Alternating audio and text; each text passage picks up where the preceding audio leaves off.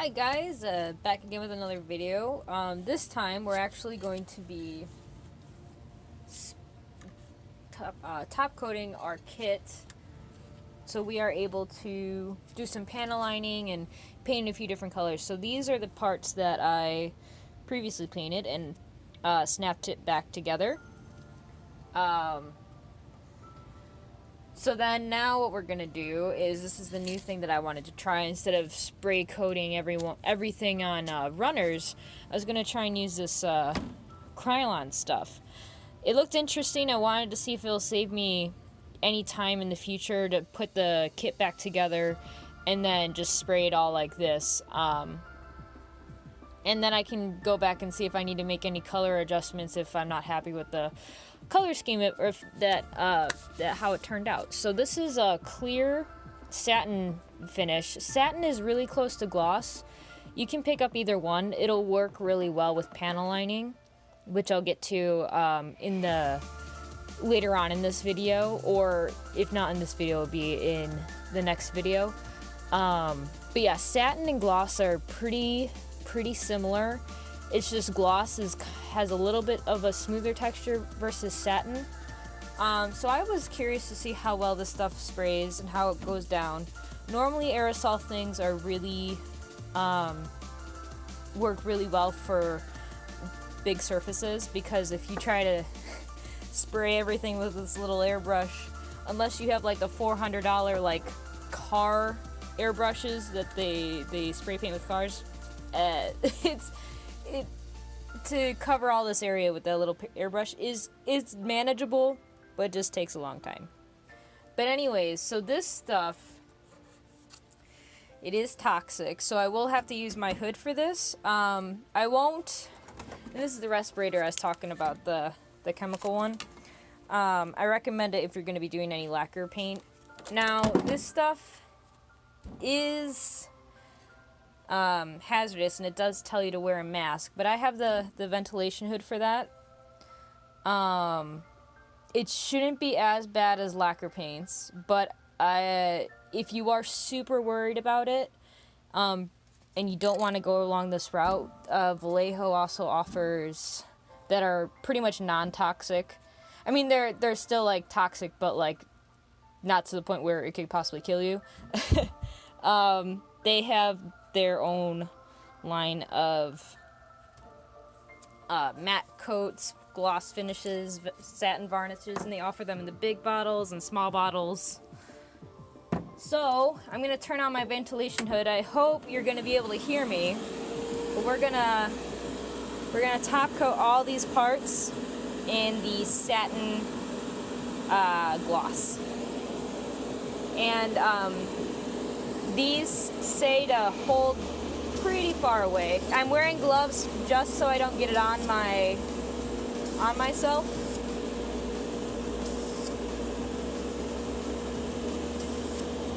And what you want to do is you want to overspray on the part so that you get really nice coverage.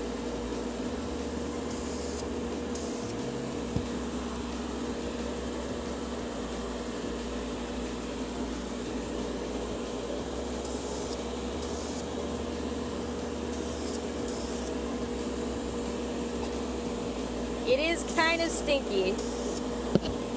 There is a lot of, as you can see, excess of it. And it does tell you to shake it while using it. So on the instructions it says that it has a dry time of 10 minutes, but to let it wait for about an hour before you handle it. So after I'm done spraying these, I'll let them sit for an hour, maybe even 2, just to make sure that they're absolutely sealed. Yeah, it's gonna look nice. But I'll just prime I'm gonna top coat the rest of these, and I'll see you guys when they're all done. Alright, I am back. I let the parts dry for about 2 hours. So I have good news and I have bad news. Good news is that I really like how they turned out. They turned out really well, and it took like not even 10 minutes to do the whole thing. So that's the good thing. But that's about it for good things. Other than it going on very nicely and being very fast. And I still have a ton of the can left. Like, it hardly used anything, which is awesome. And it was $4. But later on, we'll see how durable it is. Like, I'll probably test it in about like a week or two once I do, like, well, it depends when I get the final top coat on it, to see how durable it is after curing for a while. 'Cause, kids fall off of shelves because of, who knows what, like a dog or a cat is inevitable. So anyways,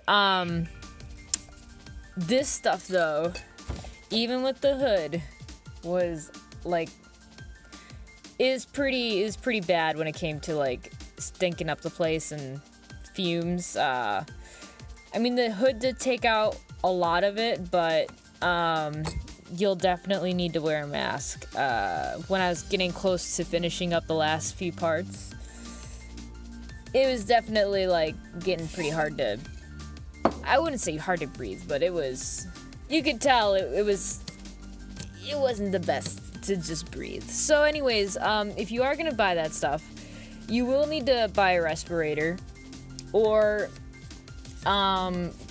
at least be out in your garage or something, and then spray it on, if it's warm enough. See, living in a cold state as of right now, it kind of doesn't work too well in the garage, because I believe I need to be in, let's see. Yeah, it says the lowest that this temperature should be sprayed at is 50 degrees Fahrenheit. So with that being said, if you're gonna do it inside, definitely wear a respirator. But by all means, when summertime comes around, if you want to buy this stuff, get a cardboard box and just spray it on the ground, and then do it like out in the garage. So you won't be affected as much as the elements from being outside, and it's kind of a controlled environment. But yeah, or you can just go the Vallejo route, and those work perfectly fine. But I don't know if you guys noticed, but I did spray a lot, and that's another thing to be careful with these. And even this will happen the same way, but what will happen is it's called cracking. Cracking is a very bad thing, as you'll see. Look at all those cracks. Look at them. Even got it on the, let's see, where is it on the red pieces? I already took it apart, but yeah, look at that. It's nasty. So it's called cracking. What that means is, so that obviously has a very solvent chemical in it, and what it does, it'll even react with lacquer paints. It's not just because acrylics are kind of on the weaker side of a paint. This will also happen if you spray too much at once on the parts. You'll get this cracking effect, which is pretty ugly. So we're gonna have to repaint these parts, which is fine. It's perfectly fine. It happens. This is why you try new things. You try and you experiment, and if things go wrong, it happens. So you can use this method of cleaning these parts off, because we're gonna need to strip all this paint off to essentially repaint them from scratch. There's stuff out there called Purple Power, or I'm gonna use isopropyl alcohol, because I feel like it's easier, and I don't have Purple Power at the moment, and I have two big things of these guys for this specific reason. So what we're gonna do is we're gonna put them in a jar, all these parts, not that, and we're gonna fill this up to where all the parts are covered in the alcohol. We're gonna let it sit. So I've actually, you can still use this like, even after we clean these parts off, it'll just have a bunch of, like, paint particle debris in it. So all you'll need to do is essentially, how you filter out stuff in, like, your kitchen, like, when it comes to cooking. You're gonna use the same method. We're gonna get a funnel, and we're gonna get a piece of paper, and we're gonna just funnel out all those paint particles. And then this stuff, you can use it all over again. It's kind of dirty, but it still works. It's still the alcohol. It's not diluted at all. So, and it also, it will not melt your parts, because back when I first did this, I was using lacquer paint, and I thought, you know, oh man, lacquer paint's such a high resistant paint. You know, what's gonna be able to take off lacquer paint, because, you know, it's meant to withstand a lot of things. So I'm like, all right, this is gonna be interesting. So I thought the only way to do it was you needed to get a lacquer thinner. Do I have a little... Well, this is my little bottle of lacquer thinner. It doesn't have a label or anything on it, but I have a big, like, gallon container of it, and I just transferred it into this little bottle. But I thought you had to use lacquer paint to remove it, and I do not recommend that, because what will happen is lacquer thinner is such a caustic material that it will not only, sure, it'll take off the paint really well, but it will literally melt your plastic parts, and it's just not pretty. So you live and you learn. It's good lessons. But anyways, we let this sit in here. It's been sitting in here for maybe like 2 or 3 minutes, but it does not need very long to sit in here. So just get an old toothbrush, and let me see if I can grab one of the parts. It works better when you're able to also scrub them off when they're in the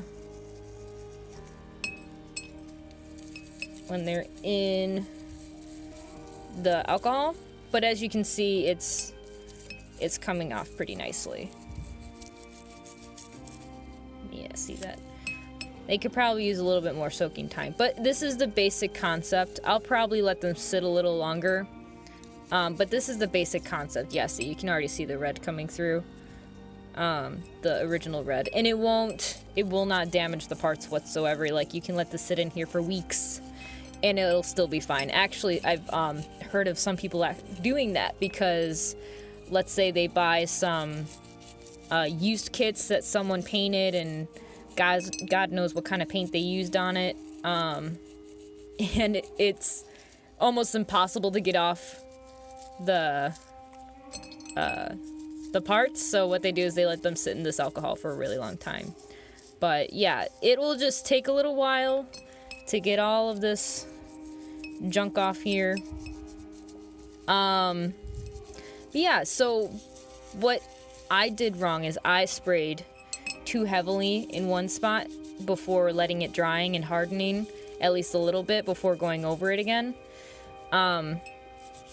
So if you wanted to use that Krylon stuff, I found, because I looked at my other parts and they were fine, and I realized that that's because I only passed those parts twice, so I went forward and back, and then I thought that was good, and then I turned it over to the other parts, or other sides that hadn't been top coated yet on that same part. But generally make it a rule for that if you wanted to use it.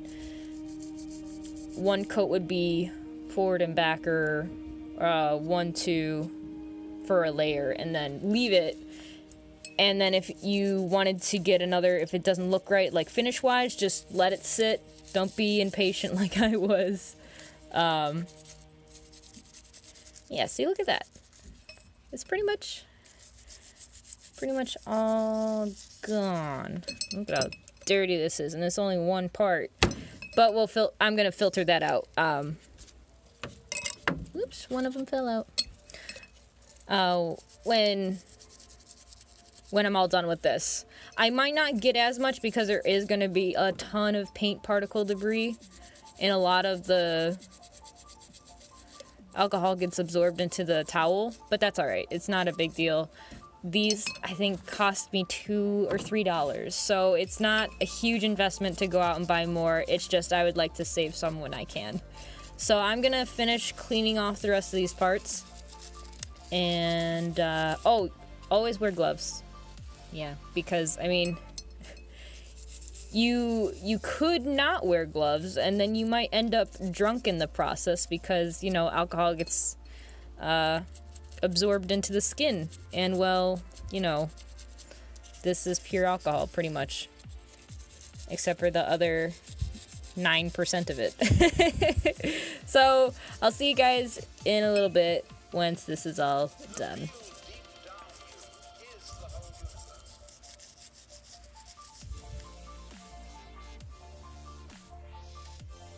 Alright everyone, I am back.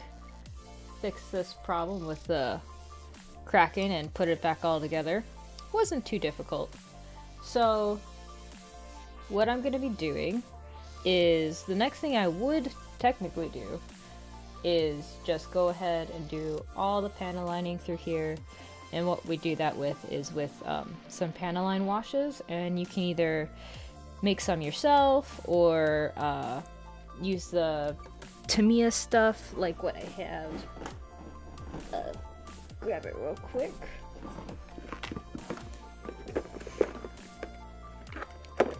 Use this Tamiya stuff, which is really freaking awesome paint. Oops, this stuff. So, this stuff is really good. I'm probably gonna be using that, and then what we'll do is we'll clean it up with some lighter fluid. Now, when you're using the lighter fluid, you have to be very, very, very careful. If you use too much of it, it will literally start stripping the paint off of everything. All your layered paint that you had on previously would be gone. So, what I'm gonna do while also panel lining is I'm gonna take the opportunity to, you know, go over some hand painting. Because I think that's always a really good thing to practice. So instead of like going back in here and masking off all these parts, I'm gonna go in here and do some like finer detail work, not only with the panel line wash, because this sword with all these panel lines right here is gonna look super cool with a nice panel line wash, but there's gonna be just select details that I want to pick out through this kit. To, you know, it's always good to have hand painting skills, whether it's you're gonna paint the whole kit by hand or do finer detail work by hand, because sometimes masking, like, it would be really good to have an airbrush like these pistons and stuff, but to go and mask off all of this to just get these little tiny pistons detailed the way you want them is kind of a bit of a pain. But again, it all comes down to like how you want to go about spending your time, and what you feel like will look best. Now, I think some people emphasize too much on airbrushing, like you need to mask off everything if you're gonna change the color and whatnot and whatever, but I really think it's also an important skill to have hand painting techniques, because sometimes it's just easier to go in and hand paint things instead of doing the hassle and masking off an area just to get like the perfect texture / look for your kit on certain areas. I mean, if you're gonna enter it in a competition, by all means, you know, go ahead and go the extra mile and literally airbrush everything. But if it's just for yourself and you just want to improve on some things, definitely start practicing on hand painting, because the only way you're going to get better at hand painting is by practicing. That is for sure. And sometimes, I mean, I've seen some crazy videos of like how people hand paint Gundams online, and I'm just like, wow, they did that all with a brush. Like, that's incredible. And you know, sometimes you can make it look just as good as airbrushing it. So I always find valuing hand painting things just as valuable as learning how to mask and do everything with an airbrush, but don't be so dependent on an airbrush where you have to do everything with it, because it can be a big waste of time, especially if it's just a small project for yourself. So I'm going to take the time to practice some hand painting. So I kind of already thought ahead and was like, okay, so how do I want to go about painting some of this stuff up? So I picked out a few, well, not a few, I picked out quite a few different colors. I have my original colors right here that I always have ready, because, you know, sometimes with hand painting you'll paint a little bit more on areas than what you wanted to, so then you just go back and paint over that with the original color, which is not a big deal. It's all about practice, practice, practice. So what I'm going to be doing, I'm going to be painting some gray accents on this kit, and I'm also going to be doing some on the piping, on these metal parts, on the pistons and stuff. I'm going to be painting like this blue, take off the backpack, and paint all this blue, I'll paint these blue, and I can actually, what's really cool about this part actually comes out, let's see, without doing anything to it. Yeah, see, this part is going to actually be pretty easy, because I'm just going to paint all these blue, and then this little coil back here blue. And then once I am done with all that, oops, I was just trying to get this back in here properly. There we go. So I'm going to be detailing up like parts like this. I'll do gray, just some little sections like these little things that stick out, just like maybe like these parts right here, just to kind of bring the kit all together, because the red, I mean, I really like how the red turned out. You know how I was talking about happy mistakes earlier? I thought that this was going to look really, I thought that this was going to look really cool, the two different colors, but then I noticed that when you turn it to the side,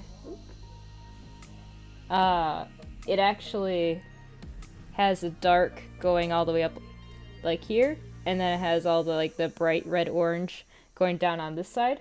I thought that was kind of cool. So happy little mistakes that I didn't actually plan for them to look like that, but I like how they turned out. And then what I'll do is I'll come down here and actually I'll paint, I haven't decided if I want to paint these, the dark steel or not. But we'll just start out simple, and we'll go with detailing up these little bits that stick out right here. Alright, so I am still going to be using the Game Air or Vallejo paints, so I'm going to actually take off the skirt armor.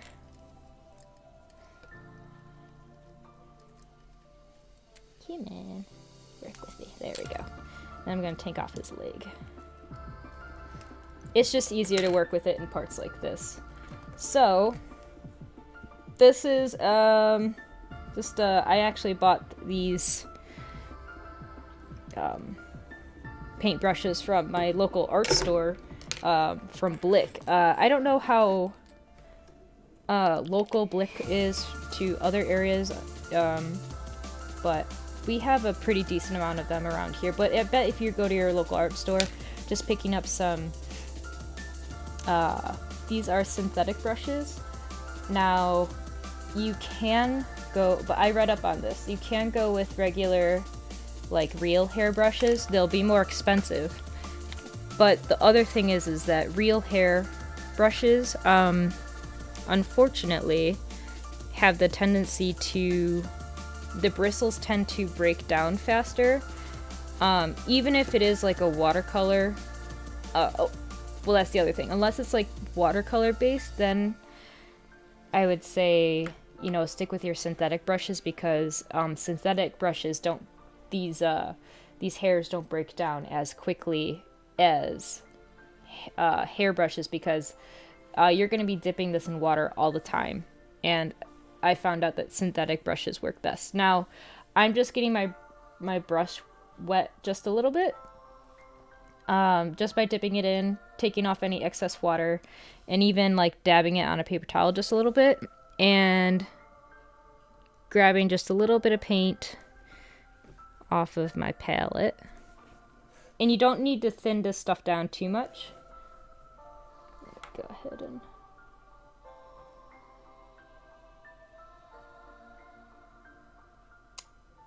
There we go. Goes down pretty nicely.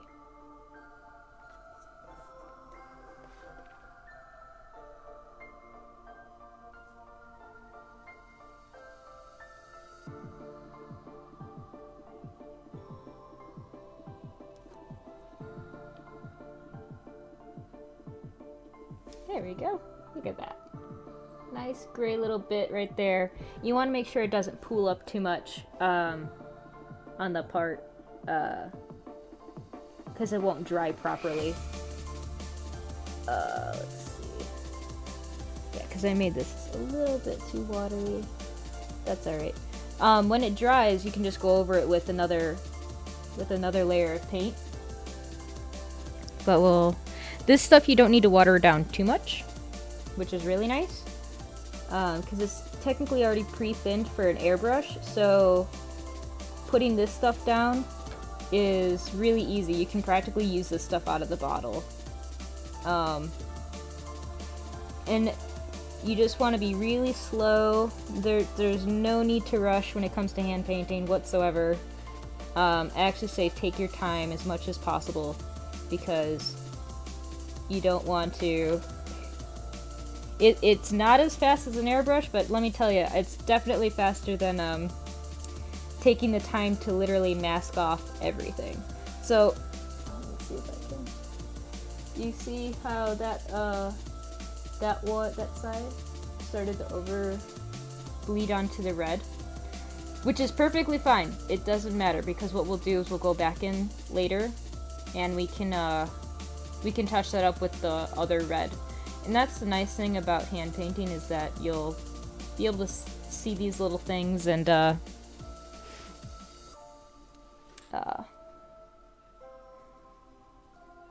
you just get better at them over time. Like, your hand will become more steady, and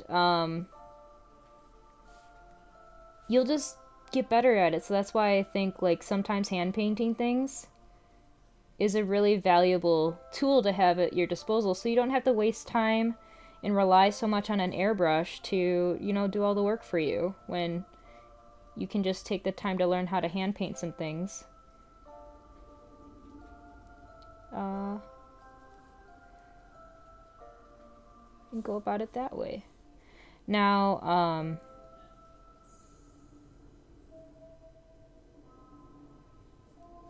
there we go. And then I'll detail this part. And you really don't need a lot of paint on your brush. It's just very minimal.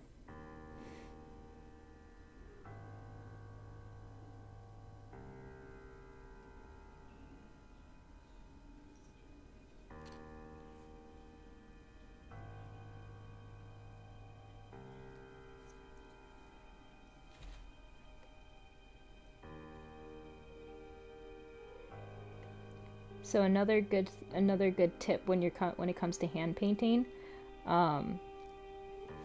where is a good example? Oh, I did it on the eyes. I actually already hand painted the little green eyes in there. It's kind of hard to see, but I hand painted those green eyes, and if you didn't, like, let's say this was a white part that was in for the eyes, you would want to paint the entire surface black and then paint on the raised detail, because raised details are always easier to paint than having to try to paint in crevices. That's just a general rule that I like to stick by. So if you're gonna paint anything, paint the crevice part first, and then go back and paint the raised detail, because it's a lot easier to paint raised detail and also fix up any mistakes that you have from the raised detail on the lower parts, because then you can just try and go up flush with it, like right here, let's say. If I wanted to paint this, which I will actually. Go ahead and paint this little bit.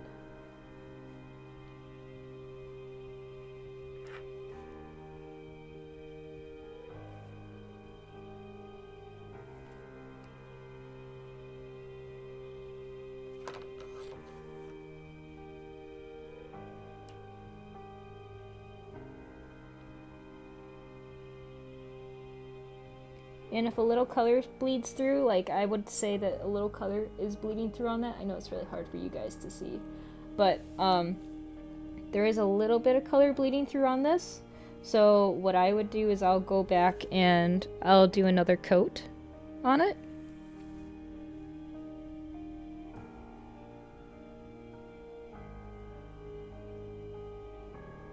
But yeah, it just takes practice to get a steady hand and really be, you know, take your time with it. It also teaches you know, patience. Patience is everything when it comes to this. And this stuff dries really quickly, so I can already go back over this. A little more paint on my brush. There we go. And let's just say for, you know, let's just say I accidentally, like, oops, I painted all that I didn't want to paint. That's okay. Let that little bit dry. It will, let's just put it this way. Sometimes when you have painted parts that,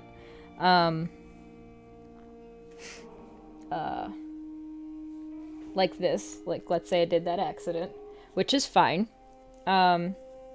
Let this completely dry, which it should in a little bit. And what we'll do is we'll go over that with the original color.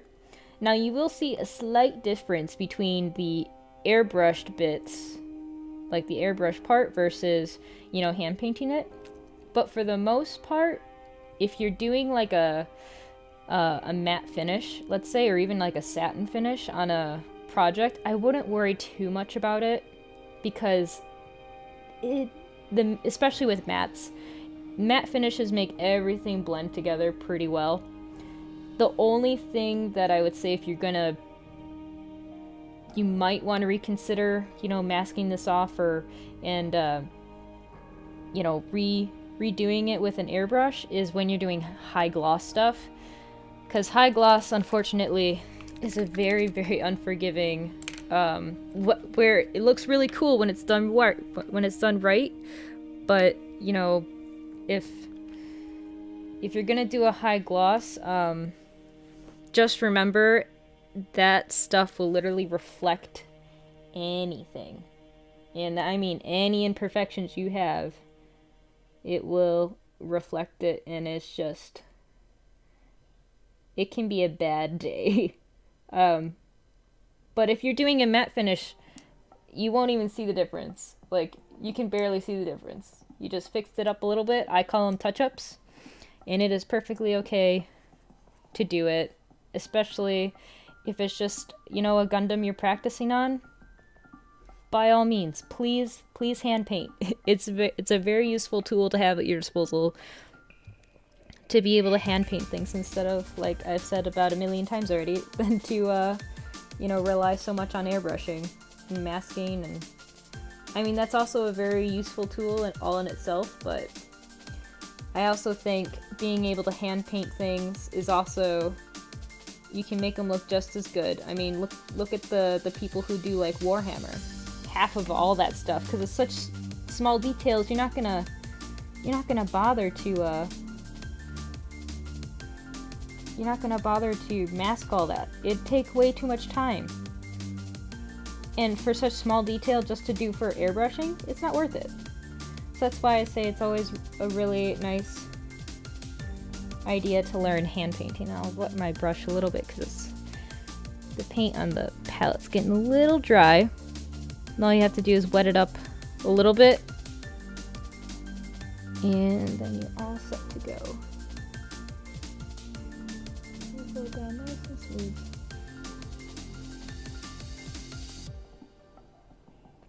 And the biggest thing is layering. Layer, layer, layer. Let things dry and layer with hand painting. Because let's face it, airbrushing, it actually dries a little bit of the paint on the way down to the parts, which essentially layers up really nicely, but we have to kind of replicate that a little bit when it comes to hand painting. So I'm just gonna detail up the rest of this kit, doing hand painting, and then we'll get into panel lining when this is all done, because you don't want to panel line before you do all your detail work, because then let's say this little bit, it will actually lose some detail because of it. So just go in and finish up the rest of this, and I'll see you guys in a little bit.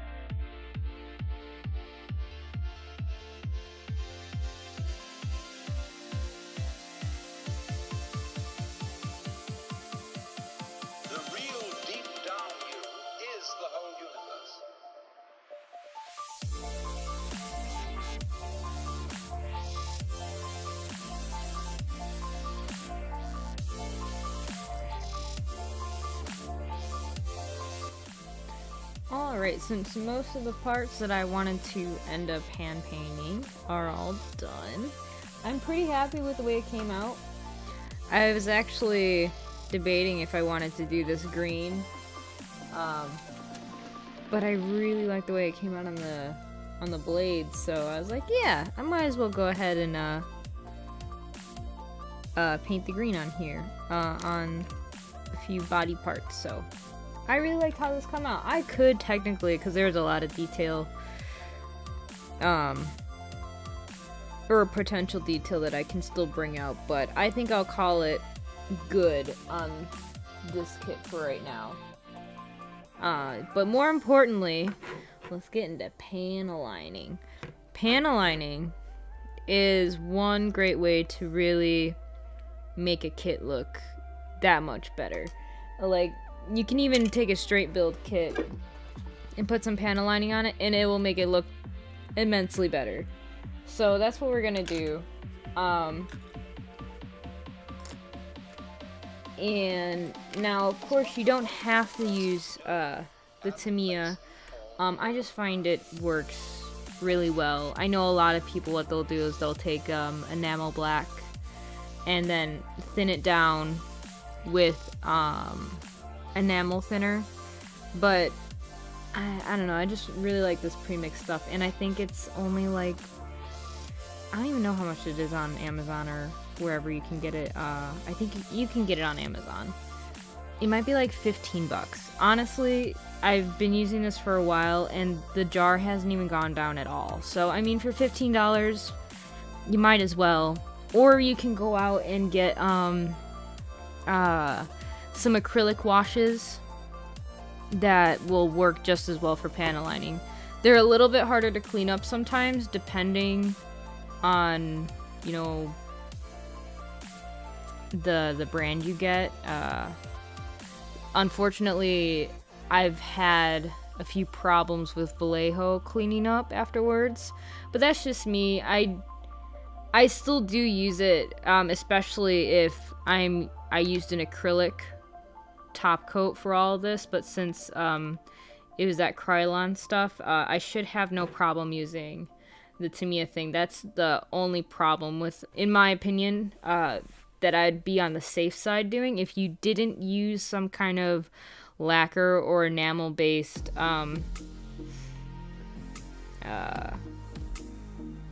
top coat, I would maybe hold off on this, because this is, I believe this is enamel based, if I'm not mistaken. That's why you're able to use lighter fluid to clean it up. But now I haven't tried it personally with acrylic base, so it could work. But the thing is like, I've never taken the risk to do that, so it may or may not work. I would just be on the safe side and not do it for acrylic top coats, but anything other than that, you're fine. You just have to make sure it dries all the way, or a good amount of the way, and then I'll show you how to apply the lighter fluid to it, because I tried it on some of the videos that I watched on YouTube where people had it like in a little tray and they like quickly dabbed it in the lighter fluid. I found that it's way too much lighter fluid on the Q-tip, which is what I'll be using it on. Way too much on the Q-tip, and what happens is it will literally start stripping off not only the excess panel line wash, it'll literally start stripping off all your paint. So it's not a fun it's not fun to figure that out while trying to you know, remove panel line wash. But anyways, so it's really easy with the Tamiya stuff. It already comes with like a little brush applicator, so you dip it in, you take a little bit of the excess off, and try not to get it on your part, because you're an idiot like me. And then all you do is you just put it in the little crevice, and it should just nicely use those little crevices to fill up by itself. Yeah, looks really nice. And it's super easy to do. Sometimes it doesn't want to do it on certain surfaces. Like this, I might have to actually like help it along by drawing on it a little bit. It just really depends though, so, but this surface should be fine.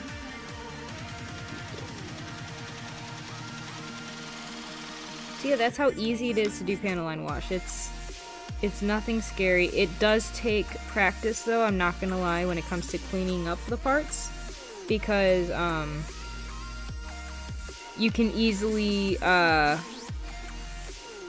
think that the parts are still dry, but they're actually still drying, and what happens when the parts are still wet is they'll start smearing everywhere instead of just lifting off the excess.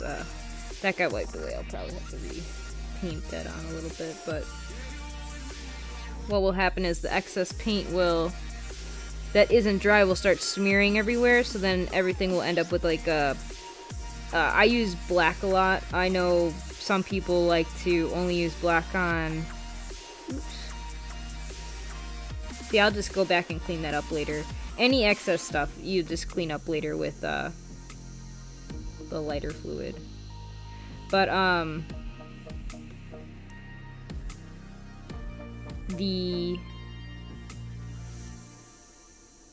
even remember what I was saying. Oh my goodness, my brain took a dive off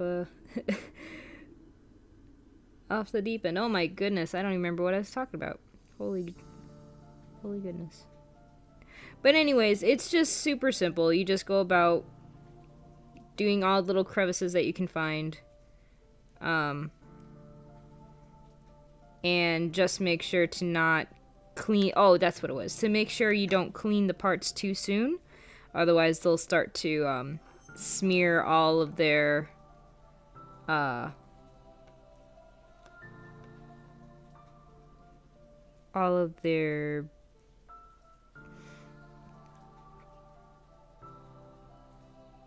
the like the black revenants behind.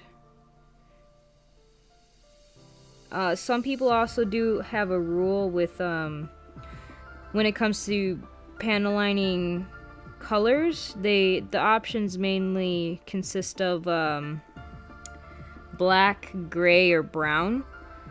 I believe I have a container of brown. I don't think I've ever used it though, personally. Gray I have not used either. I mainly just use black. Now, some people say on the white parts you should use either you should use like a gray because it's not as of a harsh panel line. But personally, I really like the more dramatic look of a more defined panel line than kind of like something subtle. But again, that all comes down to preference. Either option works just as good as the other. And then what people use brown for is they use it on reds. So again, it won't be as dramatic as me using this black, but I like using the black. I think it just makes things a little bit more defined and look a little bit cooler.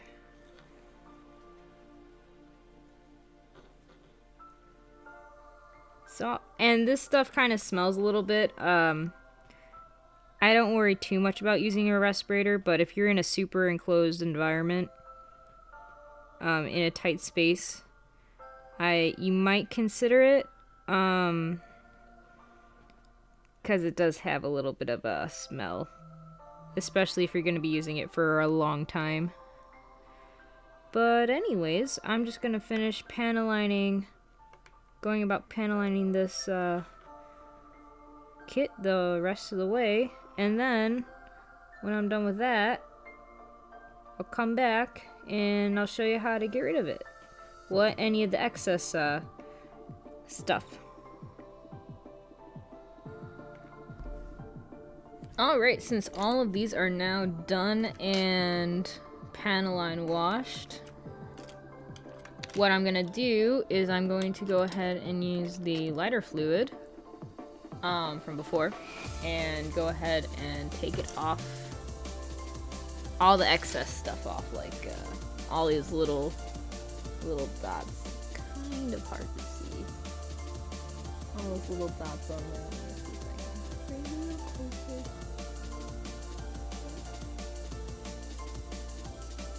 Yeah, so all these little mess ups along here. But that's pretty much all I'm going to be doing to finish up this kit, and then we're on to top coating. The last top coat, and I'm probably going to finish this off with a matte, so we're almost in the home stretch of things. So again, what I'm going to be doing is I'm going to take this Q-tip. It's going to be hard to see. And I'm going to just literally put a drop of this stuff on it, because you do not need a lot. Just one little drop. Just to get it a little... It'll probably feel dry, but if you...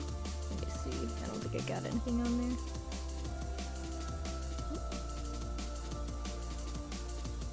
There we go. Oh, see, got it on my little mat. I think that might be a little too much. Yeah, this is a little too much. I'm gonna wipe off the excess on a piece of paper towel.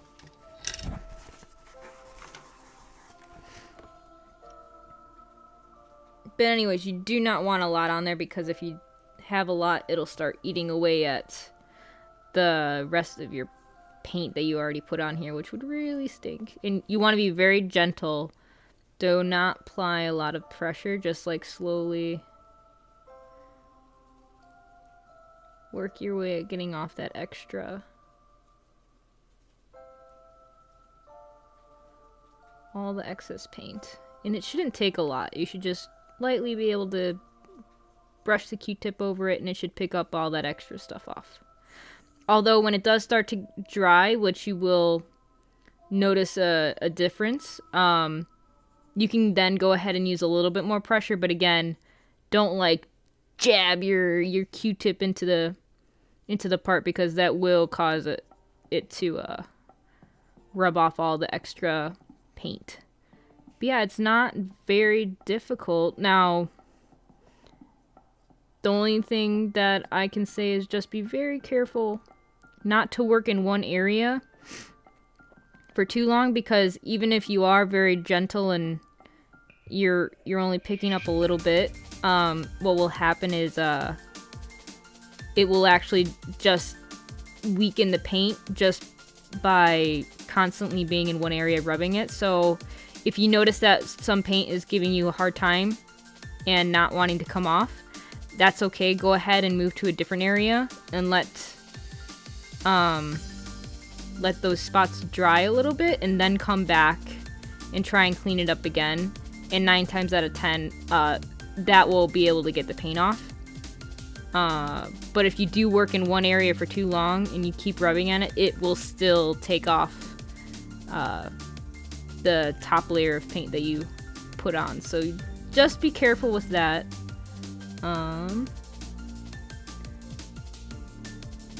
Yeah, just make sure you don't stay in one area for too long, otherwise you will start taking off the paint, even if you are being gentle with the Q-tip. Learned that the hard way as well. So I'm just gonna go ahead and finish cleaning up the rest of these parts, and hopefully when I come back it will be all top coated and I can reveal the final product to you guys. Hello everyone, so it is finally complete. I'm really happy with the way it turned out. If it will focus. I'll post up pictures on my Facebook page of it in the light box and everything. Come on, you were focusing earlier. Why don't you want to focus? There we go. So I'm really happy with the way it turned out. And I'm just happy that I was able to demonstrate that you're able to paint all those nice little details with hand painting. It saved me a lot of time. It had taken me forever if I had gone through and masked off everything, and oh, it would have been an adventure to say the least. But anyways, happy that I was able to finish up this series. Please let me know in the comments if you have any questions. I'm really happy with the way it turned out, and yeah, it was a nice fun little first start to the channel again, you know, being back and everything, making videos consistently. I hope to bring out more consistency when it comes to the videos. Right now I'm working on, if you can see this pile of parts. This is gonna be the next big project I'm working on. It's gonna be for a test run, essentially, of something that I'd brought to my attention that someone would like to do, and that's the anime style Gundams. Now I'm gonna do mine in the Evangelion colors though, so it's gonna be an Evangelion anime combo. So all of it is all separated into have little tags on there saying what's gonna be painted what, how I need to go about painting it. It's gonna be a lot of work, gonna be a lot of trial and error, but hopefully it will go the way I need it to go. There's gonna be and I'll do a more work in progress video on this process because it's gonna be a learning experience on how I'm gonna do it. I have a good idea on how I want to do it. I can go about it 2 ways. One being, I'm gonna pretty much paint everything in one solid color, like I have labeled green, orange, and purple, black, and then I have a few over here in little baggies wherever they went. Here they are. Now these ones are gonna be in like 2 different colors. Like I'll actually have to mask off some areas, so it'll be 2 different colors. Now that will require masking. But when that is all done, I can either hand paint all the detail on there, or I'm gonna be airbrushing it. We'll see how it goes, because I feel like my hand painting skills have gotten a little bit better to the point where I would feel comfortable hand painting, and then if I wanted to have a sharp edge, I could probably just like use some tape to mask off to get that sharp edge while still just hand painting. But we'll see, because I've found that when it comes to hand painting and with lighter colors, it's a little bit harder to really get that lighter color to come out versus when it's airbrushed. It's just the pigment, you have to build it up a little bit more, and you can definitely see like you'll probably get like a raised edge where it would have been masked off. So we'll see how we go about tackling that. Other than that, that is my next big project plans. And for the future, I don't have the other thing. Future, I'm gonna be, another video from now on, I'm gonna be unboxing this bad boy, the Perfect Grade Exia, the lighting unit, and after unboxing it, I'll probably get to it at some point. I don't know when though.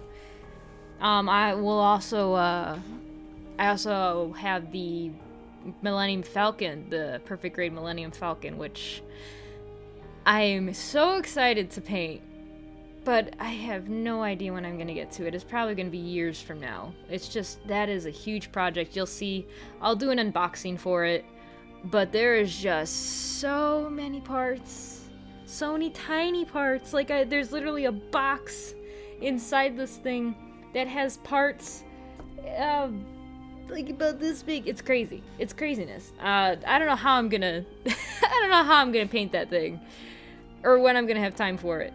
But it will be a project that will be in the future that I cannot wait to get to. But that is it for now. Let me go get my little baby so she can say bye with us. Because, you know, Heidi is also a part of the show, whether she likes it or not. Yeah, she wants them, but that's okay. Ugh. Say bye, Heidi. Say bye. I'll see you guys in the next video, though. Bye-bye.